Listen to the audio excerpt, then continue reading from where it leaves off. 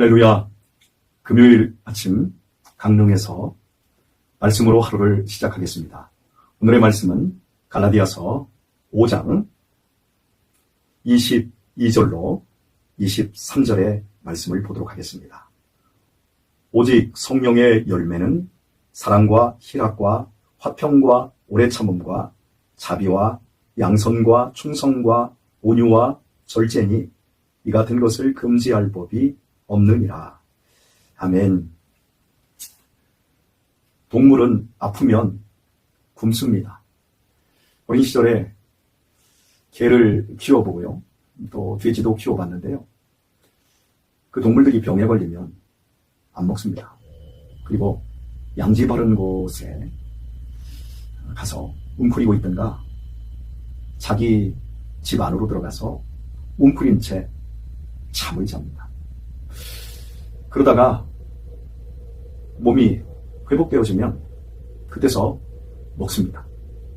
그런데 사람은 반대인 것 같아요.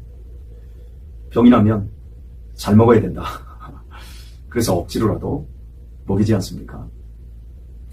우리 인생에서 일상이 끊어지고 일상이 파괴되는 날이 옵니다. 건강한 일상들이 병마로 돌변한다든가 사업, 또 경제적인 형편, 여러 가지 삶의 여건과 환경이 너무나도 달라질 때가 있습니다. 그때 우리는 굉장히 당황하며 그렇게 파괴되고 또 어그러진 그 삶을 바로 세우고자 굉장히 노력하고 또 분주해집니다. 하지만 곰곰이 생각해보면 우리의 일상이라고 하는 것은 다 멈추기 위해 있는 겁니다. 열심히 일을 하지만 그래서 우리의 필요한 삶을 지탱해주는 직장, 사업, 이런 경제 활동도 언젠가는 멈추지 않습니까? 직장 같은 경우에는 은퇴하는 연한이, 날짜까지 정확하게 나와 있지 않습니까? 결국은 멈춰야 합니다. 우리의 심장이 어머니 뱃속에서 만들어진 이후부터 살아있는 지금까지 뛰고 있습니다.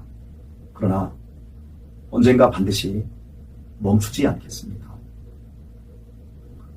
우리의 어린 시절을 지나서 청년기, 그리고 장년기, 노년기, 결국 우리의 건강과 우리의 젊음도 멈추는 대로 가고 있습니다.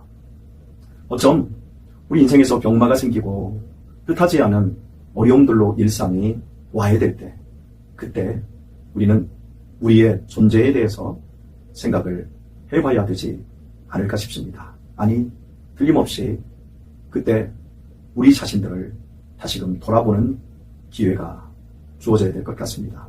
하나님께서 천지 만물을 창조하시고 마지막 날 끝자락에서 인간을 만드셨습니다. 창조하는 일에 인간이 동참하지 않았습니다. 모두 하나님이 하셨습니다. 하나님이 주인이십니다. 우리 역시 하나님이 만드셨습니다. 인간이 판단하고 또 그 판단의 주체가 될 수 있는 것은 오감이라고 할 수 있겠습니다.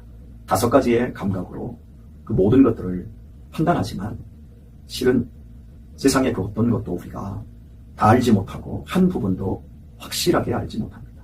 그러나 하나님께서는 우리를 만드셨을 뿐만 아니라 오감뿐만 아니라 우리를 둘러싸고 있는 우리의 주변과 우리가 볼 수 없는 저 끝없는 우주까지 하나님이 만드셨고 지금도 정확하게 이 우주를 운행하시고 통치하고 계십니다. 그러므로 우리의 일상이 멈추어졌을 때 그때 하나님을 다시 한번 생각하고 가축들이 병이 나면 웅크리고 잠을 자듯이 우리도 웅크린 상태로 하나님을 묵상하고 내 인생 이제 남은 시간을 어떻게 살아야 될까 고민해야 될 것입니다. 저는 현재 아이들 10명을 데리고 국토 횡단 중에 있습니다. 오늘이 마지막 날입니다. 그동안 12일 동안 아산만 방조제, 즉 서해바다에서 출발해서 줄기차게 걸어왔습니다. 대략 400km가 조금 되지 않는 길이었습니다. 그리고 이제 조금만 걸면 동해 바다 강릉 끝 안목 해변에 닿습니다. 버거운 시간이었습니다. 체력적으로 많이 버거움을 제가 느낍니다. 이 국토횡단을 2번째 하고 있습니다. 처음으로 서해에서 동해까지 걸었을 때가 재작년 이맘때였습니다. 그런데 걸어보니 2년 만에 걸어보니 체력이 그리고 몸이 굉장히 약해졌다는 것을 알게 되었습니다. 저 역시 이제 멈춤을 향해서 가고 있음을 온몸으로 느낍니다. 그래서 하나님 감사합니다. 하나님 고맙습니다. 치열하게 걸으면서 도리어 마음만큼은 멈추는 시간이 아니었나 싶습니다. 오늘 아침 이 말씀을 함께 보고 싶은 생각도 제 마음을 멈춤으로 승화시켰기 때문에 이 말씀을 선택하지 않았나 싶습니다. 우리는 성령의 열매를 맺어가는 사람들입니다. 우리 스스로가 맺는 열매가 아니라 포도나무에 가지가 붙어 있으면 저절로 열매를 맺는다고 요한복음 10장에서 예수님께서 말씀하셨듯이 우리는 예수 그리스도로 말미암아 성령님이 우리 안에 들어와 계시고 우리와 동행하고 계십니다. 성령님을 인정하면 인정할수록 더 풍성한 성령님의 능력과 역사와 기적을 경험하게 되었습니다. 그로 말미암아 우리는 우리의 삶 속에서 우리의 평생의 날 동안 성령의 열매를 맺어갈 수 있게 되어진 겁니다. 인정하면 인정하는 만큼요. 교우 여러분, 우리의 몸이 강해야 될까요? 우리의 마음이 강해야 될까요? 우리의 생각이 강해야 될까요? 하나님이 우리에게 주신 믿음이 강해야 될까요? 바울은 얘기합니다. 육신은 후패해져 가지만 내 영혼은 더욱 새로워진다 말씀하지 않습니까? 그렇습니다. 우리의 오감으로 느끼는 정리되는 생각보다 하나님이 우리에게 주시는 믿음이 더 커야 육신의 연약함을 이길 수 있지 않겠습니까? 그때 성령의 열매는 우리 안에 더 크게 열매 맺습니다. 오직 성령의 열매, 오직입니다. 사랑, 희락, 화평, 오래 참음, 자비, 양선, 충성과 온유입니다. 오직입니다. 그 범위를 넘어 다른 열매가 있을 수 없습니다. 큰 열매, 작은 열매가 있지 않습니다. 더 귀하고 가치가 없는 열매가 있지 않습니다. 비교되는 열매가 아닙니다. 오직 각 사람에게 사랑, 희락, 화평, 오래 참음, 자비, 양선, 충성, 온유, 절제로 나타납니다. 성품의 열매입니다. 우리의 인격의 열매입니다. 이 열매 중에 가장 마지막에 있는 것이 절제입니다. 절제는 우리의 삶을 멈추게 하는 것에 있습니다. 우리의 예수님을 믿게 됐던 첫 시간을 한번 살펴보십시오. 하나님을 모른 채 질주하던 시간 아니었습니까? 그때 여러 가지 인생의 난관을 통해서 멈추게 되었고 그로 말미암아 하나님을 아버지로 예수 그리스도를 나의 구주로 성령님을 나의 인생의 동행자로 모시게 되지 않았습니까? 절제는 성령의 열매 중에 마지막에 있습니다. 사랑, 희락, 화평, 오래 참음, 자비, 양선, 충성이 있어도 절제하지 못하면 이 앞의 것들이 자칫 무너질 수 있습니다. 사랑이 충만한 사람들, 절제 못해서 구체적인 예를 들어보면 목사님들이 당신 교회의 성도님들과 특별히 여자 성도님들 혼자 살고 또 남편과의 관계가 좋지 않은 여자와의 관계에서 간통 이렇게 연결되는 이유가 무엇입니까? 목사님들이 나는 사랑이 많은데 하나님의 말씀으로 그의 영혼을 사랑하는 것으로 끝나지 않고 육신을 사랑하는 것까지를 나간 결과입니다. 절제하지 않았기 때문에 그렇고, 사랑이 많은 것은 좋습니다. 그러나 절제하지 않으면 큰일 납니다.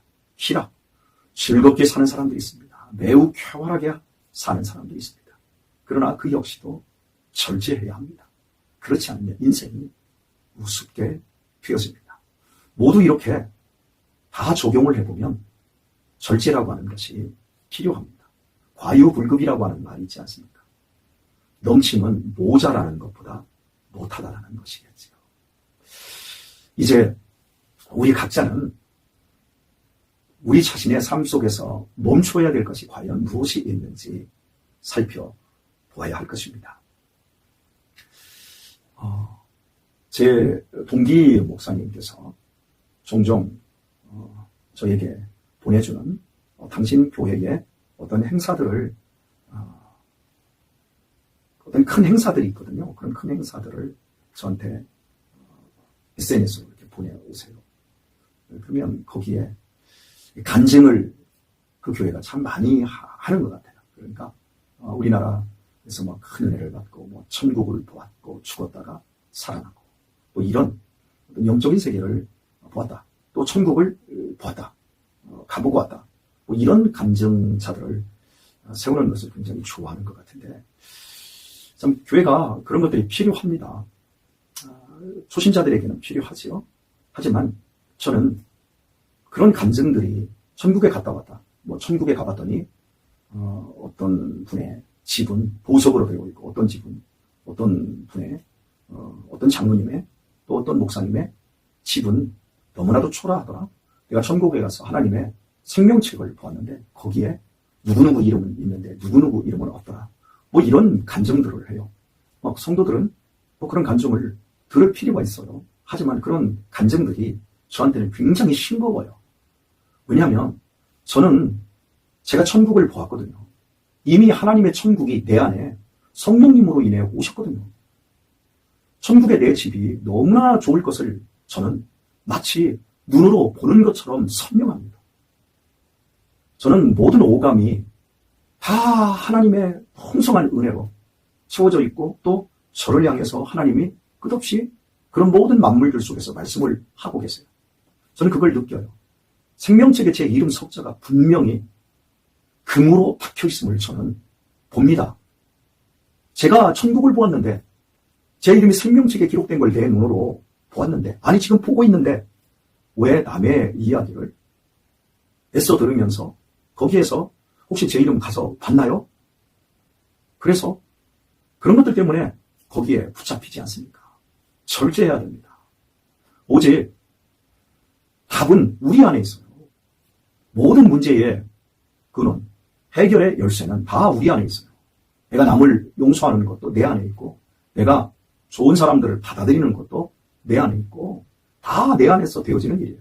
성령님께서 우리 안에 이미 다 할 수 있는 능력, 다 해결할 수 있는 하나님의 기적들을 성령님으로 말미암아 우리 안에 허락해 주셨어요. 인정하는 만큼 행복해질 수 있고 인정하는 만큼 기쁠 수 있습니다. 오늘의 말씀을 맺도록 하겠습니다. 사랑하는 교회 여러분, 혹시 여러분의 삶에서 어떤 멈춤이 일어났습니까? 뜻하지 않은 일들로 인해서 일상이 혹시 브레이크가 잡혔습니까? 그리고 또 앞으로 우리 사랑하는 성도님들의 삶 속에서 병이라든지 실패라든지 인간관계라든지 여러 부분에서 여러분이 생각지도 못한 부분에서 브레이크가 잡히는 일이 일어나게 될 것입니다. 그때 우리는 그것들을 회복시키기 위해서 무던히도 애를 쓰기 전에 내가 과연 내 눈높이를 하나님께 맞추었는가? 내 마음을 하나님께 두고 있는가? 나의 모든 소망을 저 영원한 천국에 두고 있는가를 먼저 확인하셔야 합니다. 하나님이 우리에게 주시는 복된 사인이 브레이크입니다. 멈추는 겁니다. 아무것도 영원하지 않습니다. 어떤 것도 영원하지 않습니다. 우리의 인생 그냥 지나가는 겁니다. 지나가는 인생 속에서 우리는 성령의 사람으로 성령의 열매로 맺어지는 것입니다. 국토횡단을 이제 마치게 되어집니다.